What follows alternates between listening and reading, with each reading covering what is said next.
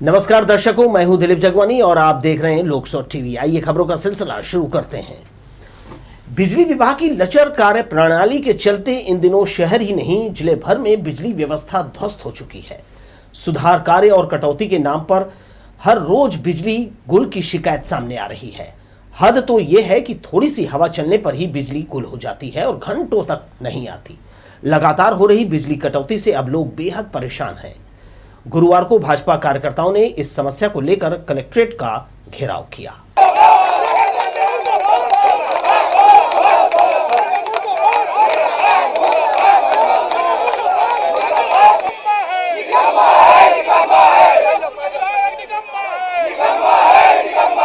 बीते कुछ दिनों से बिलासपुर में समय बेसमय लगातार बिजली बंद हो रही है।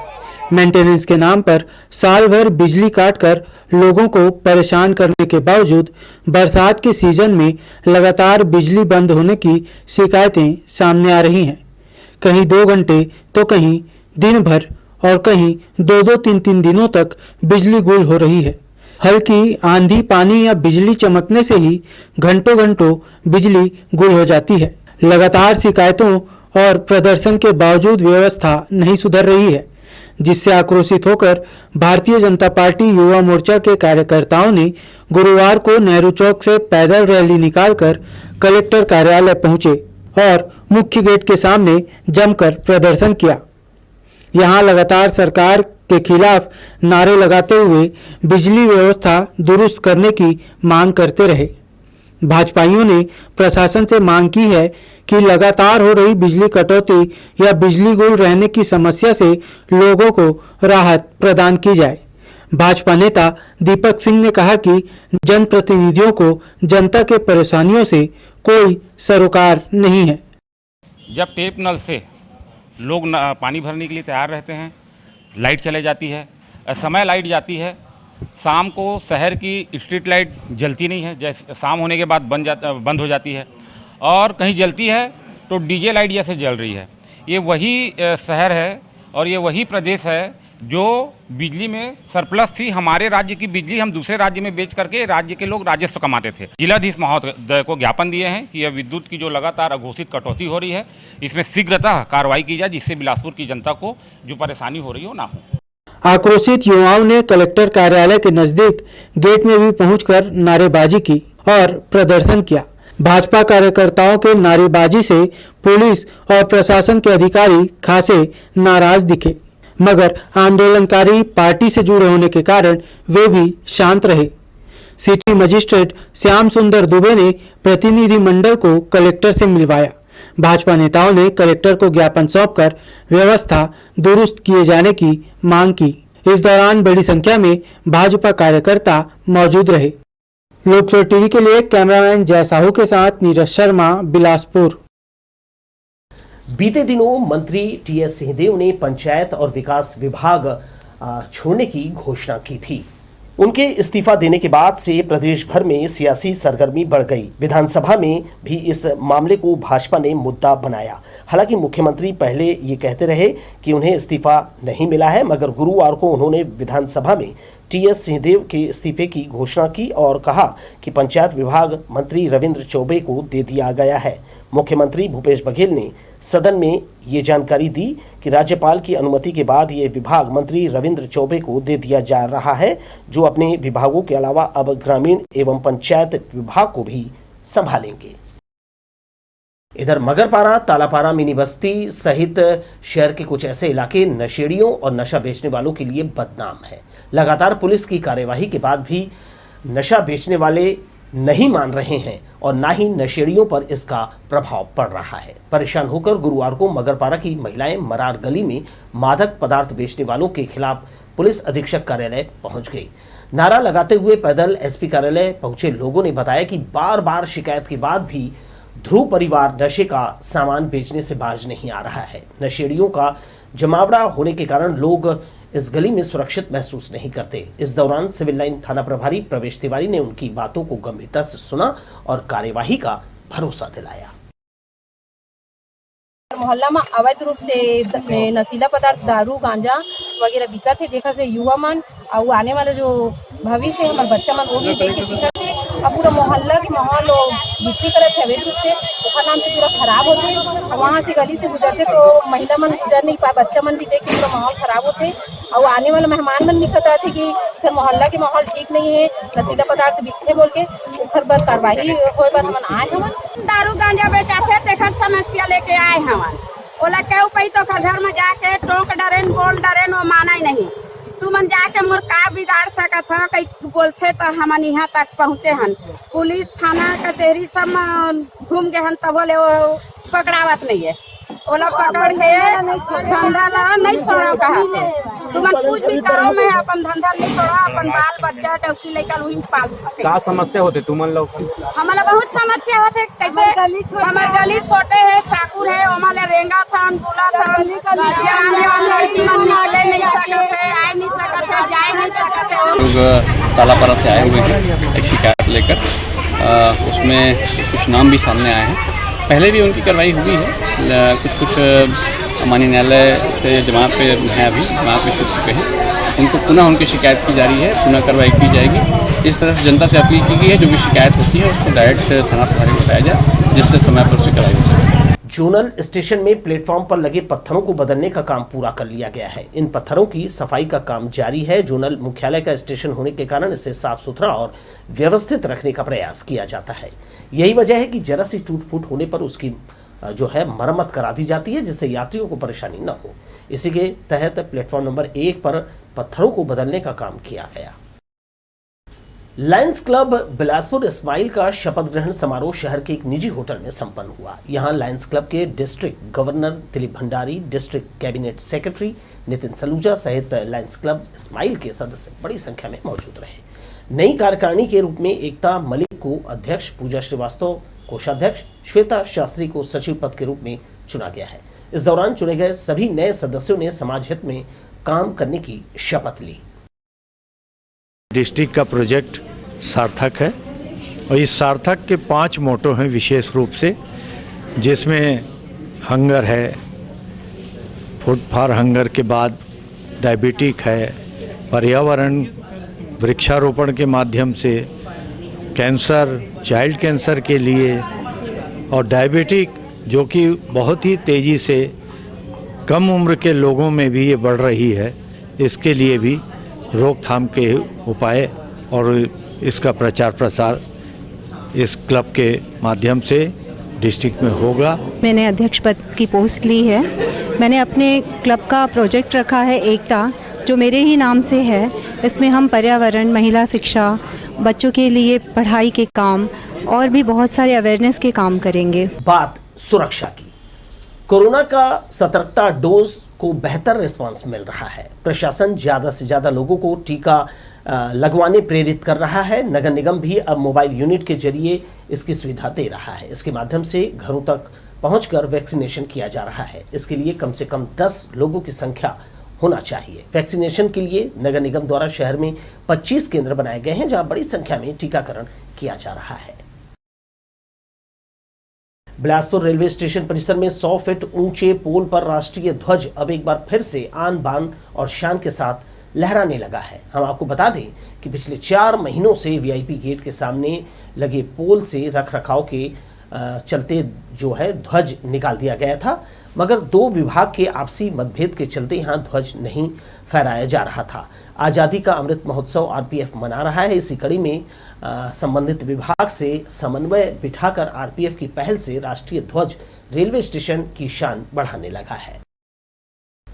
बिल्हा बीईओ के लापरवाही के कारण शिक्षकों को हो रही परेशानी से सर्व शिक्षक संघ ने जिला शिक्षा अधिकारी को अवगत कराया है।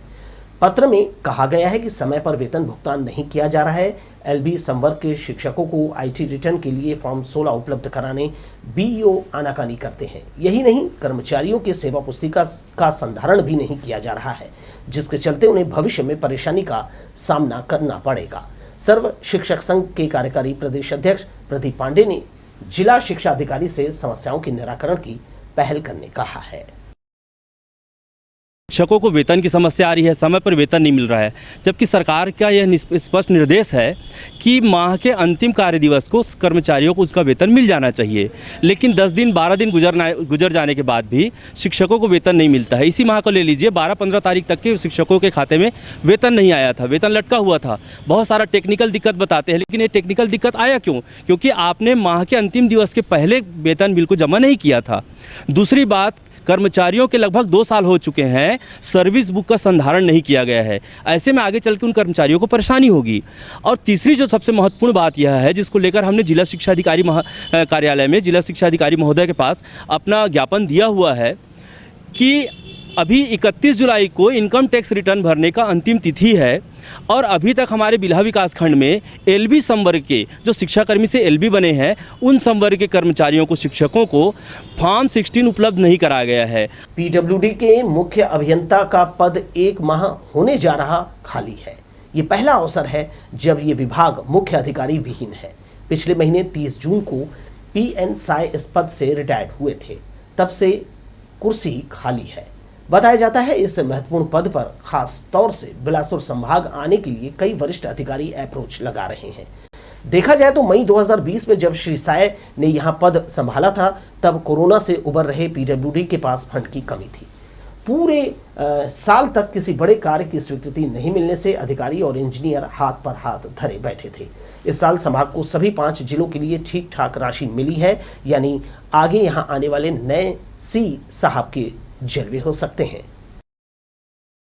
बिलासपुर रेलवे स्टेशन के जीआरबी थाना परिसर के सामने पानी का पाइपलाइन क्षतिग्रस्त हो गया है, जिससे पानी बर्बाद हो रहा है। स्टेशन के बाहर नल से पानी नहीं आने के कारण इस टूटे पाइपलाइन से लोग पीने का पानी भर रहे हैं। रेलवे के जिम्मेदार अफसरों को इस ओर ध्यान देना चाहिए।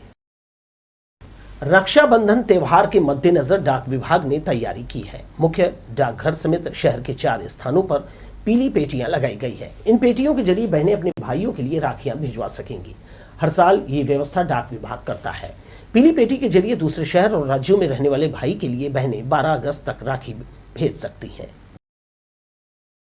देश को मानव तस्करी मुक्त करने भारतीय रेलवे की सुरक्षा एजेंसी आरपीएफ ने एक बड़ी पहल की है। इस विषय को लेकर गुरुवार को जोन कार्यालय में एक सेमिनार का आयोजन किया गया। यहां तीनों डिवीजन के आरपीएफ अधिकारियों समेत जिला और रेलवे पुलिस, सामाजिक संगठन, एनजीओ से लोग मौजूद थे। आरपीएफ ने ट्रेनों की तस्करी रोकने के लिए एसोसिएशन फॉर वॉलंटरी एक्शन के साथ एक समझौता किया है। आरपीएफ और एवीए बचपन बचाओ आंदोलन मिलकर सूचना साझा करने, मानव तस्करी के खिलाफ काम करने के लिए आरपीएफ कर्मियों और रेलवे कर्मचारियों की क्षमता बढ़ाने, संवेदनशीलता दिखाने, जागरूकता पैदा करने, मानव तस्करी के मामलों की पहचान करने और पता लगाने के बाद एक दूसरे की मदद करने कहा जा रहा है। इस मौके पर दोनों संस्थाओं ने देश को तस्करी मुक्त बनाने का संकल्प लिया। इसी कड़ी में गुरुवार को जोन मुख्यालय में एक सेमिनार का आयोजन किया गया, जिसमें आरपीएफ, जीआरपी, जिला पुलिस के अधिकारी समेत एनजीओ, सामाजिक संगठन के लोग मौजूद रहे। इस दौरान उपस्थित लोगों को वक्ताओं ने मानव तस्करी कैसे रोका जाए इसके सुझाव दिए और जवानों को प्रशिक्षित किया।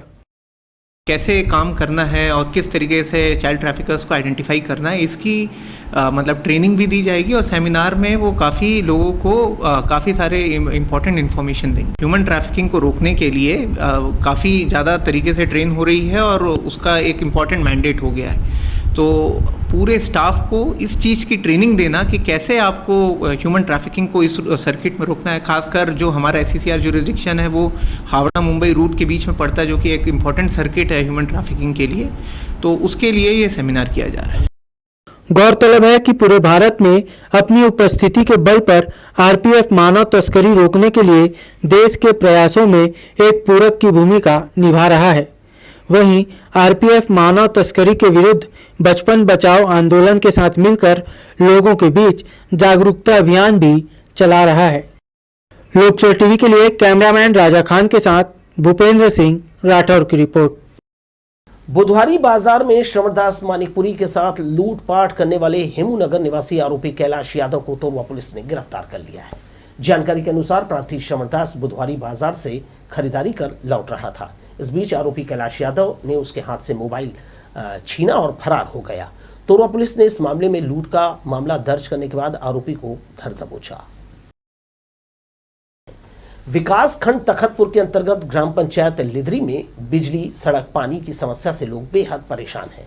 कुछ वर्ष पहले यहां आवास निर्माण किया गया था।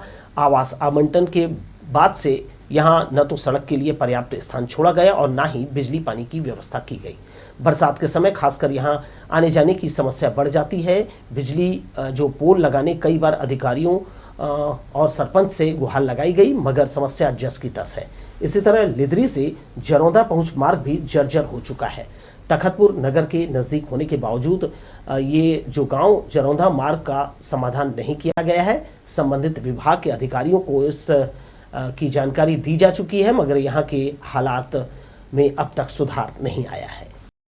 समस्या है, पानी की समस्या है, लाइट के खंभा में चाहिए, रोड भी चाहिए, पानी दूर ले लाथन, चिखला है, रोड है, पाइप पीछे में बोर है, वो पाइप ला माथन था, वो घर वाले मन कही थे पाइप ला मान नहीं दन कही के मुड़ मलेगा ऐसे कही के थे, तो हम कतिल जाबो, यहू कतिल नहीं, यहू कतिल रद्द नहीं, हम कतिल जाबो। मौसम में बदलाव का असर सीधे सेहत पर पड़ रहा है। इससे बुखार, सर्दी, खांसी, उल्टी, दस्त जैसी कई तरह की समस्याएं लोगों में देखी जा रही हैं। मौसमी बीमारियों से सुरक्षित रहने के लिए विशेष ध्यान देना जरूरी है। लिहाजा स्वास्थ्य विभाग ने लोगों से बाहरी चीज़ों का सेवन नहीं करने और आसपास स्वच्छता बनाए रखने की अपील की है। जीवाणु और वायरस मौसमी बीमारियों में फैलते हैं। इनमें फ्लू, पीलिया, डायरिया, हैजा, टाइफाइड, सर्दी बुखार की समस्याएं हो जाती हैं। जिला अस्पताल और सिम्स में रोजाना दर्जनों ऐसे मरीज जो हैं पहुंच रहे हैं। बिलासपुर जोन के अंतर्गत बुढ़ार शहडोल सेक्शन में तीसरी रेल लाइन का काम और हावड़ा रूट पर कनेक्टिविटी का काम जारी है। यही वजह है कि यात्री गाड़ियों का परिचालन प्रभावित हो रहा है। बिलासपुर स्टेशन पहुंचने वाली यात्री गाड़ियां निर्धारित समय से कई घंटे विलंब से पहुंच रही हैं। गुरुवार को भी मेल एक्सप्रेस 1 घंटा, इतवारी बिलासपुर 7 घंटे, ज्ञानेश्वरी एक्सप्रेस 1.5, हटिया 12 घंटे, रीवा पैसेंजर 1 घंटे, गेवरा रोड रायपुर और आज़ाद हिंद एक्सप्रेस 1.5 घंटे देरी से पहुंची। इसी तरह इतवारी टाटा 4 घंटे, दुरंतो 4 घंटे, इसी तरह अहमदाबाद एक्सप्रेस 1 घंटे विलंब से बिलासपुर रेलवे स्टेशन पहुंची। इस दौरान मुसाफिर अपने गंतव्य के लिए जाने ट्रेन का जो है वो बेसब्री से इंतजार कर रहे थे। दर्शकों, इस खबर के साथ ही मुझे पूरी टीम के साथ दीजिए विदा और आप देखते रहिए लोकसभा टीवी। नमस्कार।